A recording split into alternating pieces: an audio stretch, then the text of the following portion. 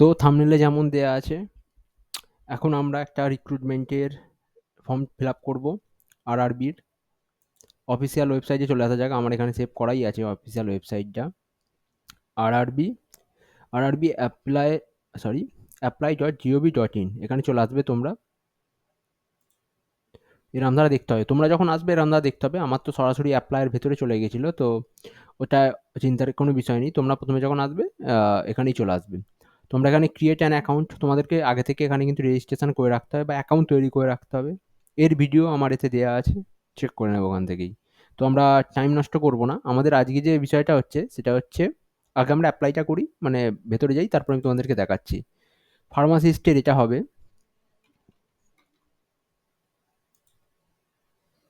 আমরা এসে গেছি এখানে ভেতরে। তো এখানে অনলাইন অ্যাপ্লাইয়ের এখানে দেখতে পাচ্ছ দুটো চলছে।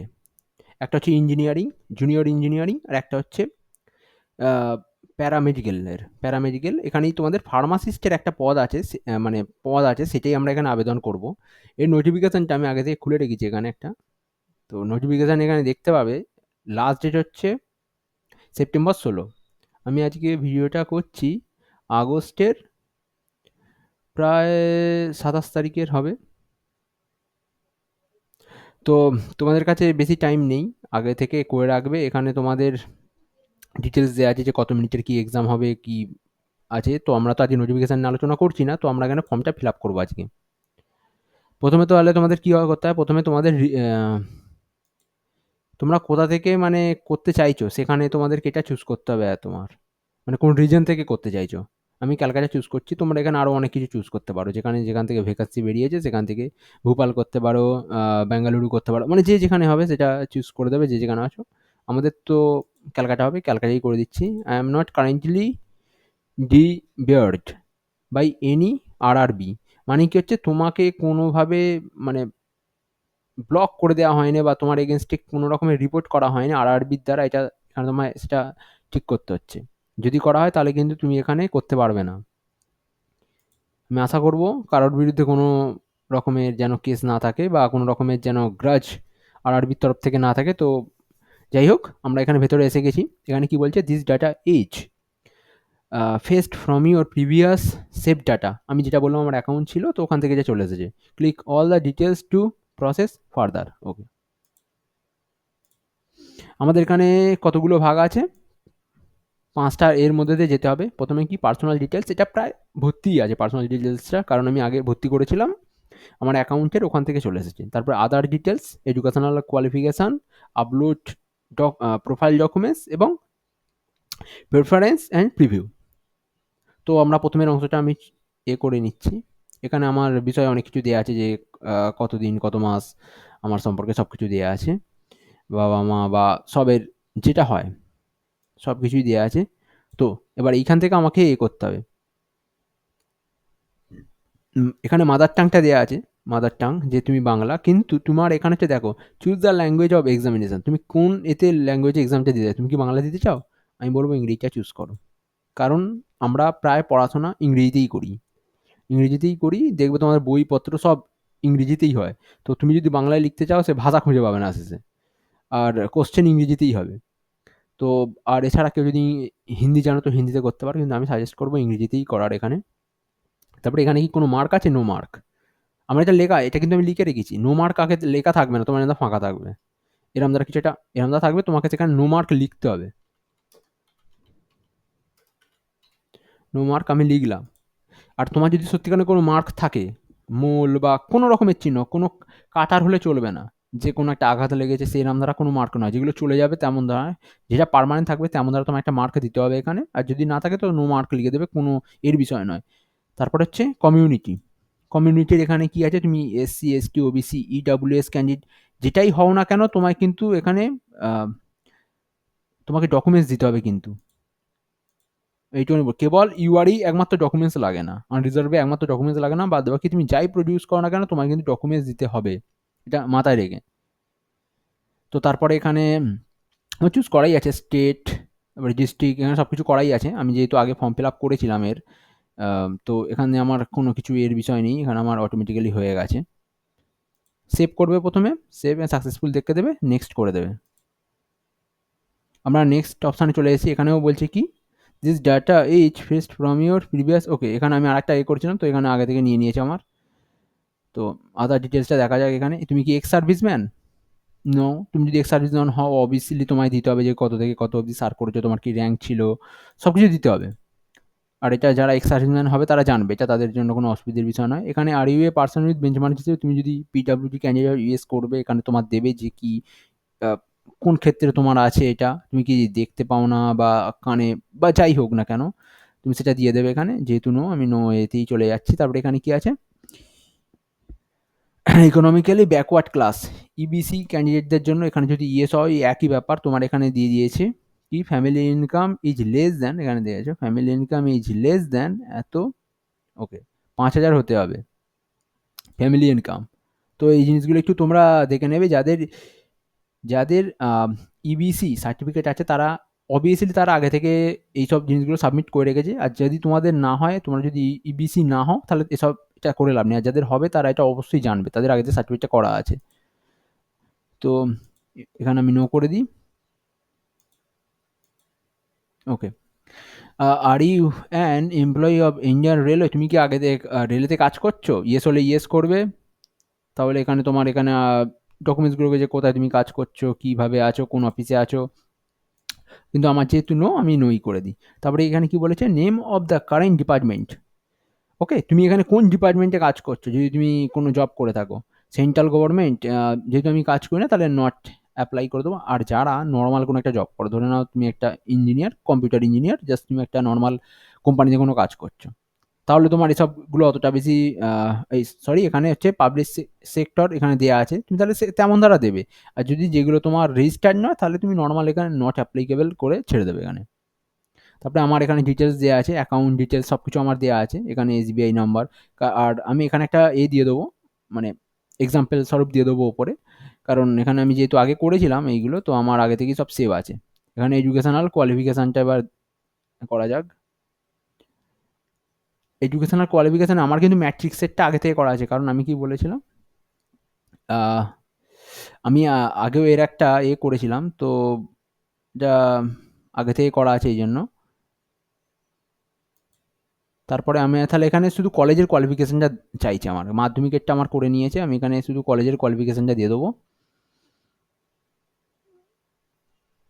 ফার্মাসিস্টের এটা চলছে তাই তো?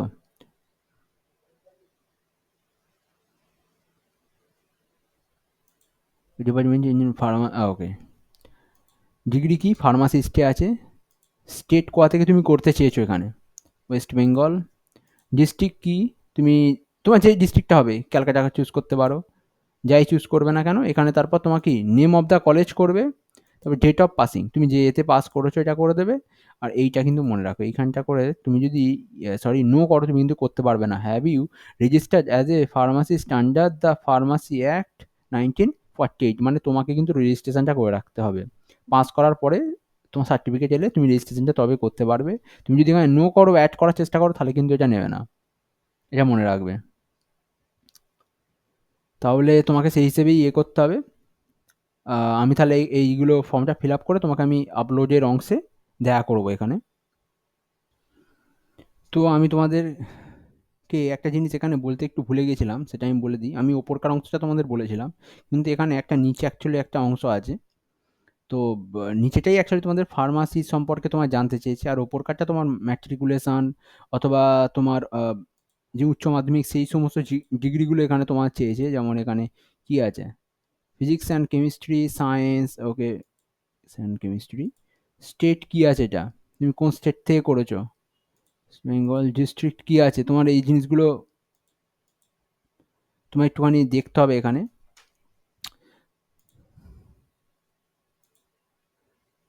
তারপরে কোন বোর্ডের আন্ডারে আছো, তারপরে কোন ডেটে তুমি পাস করেছো, এগুলো দিতে হবে। তারপর তোমার এখানে ফার্মাসিস্টের ব্যাপারটা দিতে হবে, তোমার যে কী ফার্মাসি নিয়ে করেছো, অথবা এখানে তুমি কেমন পাস করেছো না এখনও পাস করোনি, প্রেজেন্ট আছো, তারপরে ফুল ফর্ম, এগুলো ডেট, এগুলো তোমায় দিতে হবে সব। তারপরে এগুলো হয়ে গেলে আমি তোমাদেরকে পরের পাতায়, মানে এখানে আপডেট প্রোফাইলের অংশে আমি তোমাদেরকে দেখা করবো, এবং তোমাদেরকে আমি বুঝিয়ে দেবো ওখানে কী করতে হবে না করতে হবে। আমাদের এডুকেশনাল কোয়ালিফিকেশনটা দেওয়া হয়ে গেছে, এবার আপলোড প্রোফাইল, মানে প্রোফাইলের অপশানে আমরা এসে গেছি। এখানে আমার আগে থেকে আপলোড করা ছিল, তো এই জন্য অসুবিধে হয় না, এটা অটোমেটিক্যালি এসে গেছে। কিন্তু কিছু জিনিস তোমায় মনে রাখতে হবে। না, আমি এই ছবি বা এই টাইম এন্টার বা যত রকমের জিনিস আছে ওগুলো সম্পর্কে বলছি না। আমি বলব যে তোমরা যে ফটোটা দেবে তার কিন্তু এডিট করে ব্যাকগ্রাউন্ড কিন্তু অবশ্যই তোমরা রিমুভ করে দেবে। কেউ যদি এটা জানতে চাও যে কিভাবে করতে হবে তাহলে তোমরা কমেন্ট করতে পারো, আমি তাহলে তবে সেই বিষয়ে ভিডিও তাহলে একটা প্রপারলি বানাবো। আদারওয়াইজ তোমাদেরকে কিন্তু এই যত কিছু এখানে লেখা আছে সব কিছু তো মেনটেন করতেই হবে, তার সাথে কিন্তু যে ব্যাকগ্রাউন্ডটা হবে ফটোর সেটা বা সিগনেচার তার কিন্তু হোয়াইট করতে হবে ব্যাকগ্রাউন্ড, নইলে কিন্তু তোমার ফটো এখানে একসেপ্টেডই করবে না এরা। তো আমি এটা এর পরের পাতায় আমি চলে যাব, তোমাদেরকে আমি প্রিভিউ অপশানে আমি দেখা করব।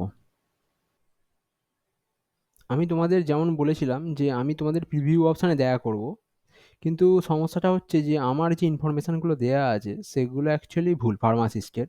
তো আমি যখন এখানে ক্লিক করছি নেক্সটে, তখন কি দেখাচ্ছে, এখানে প্রিভিউ অপশানে আসার আগে তোমার এটা দেখাচ্ছে you are not eligible for the post under selection RRB.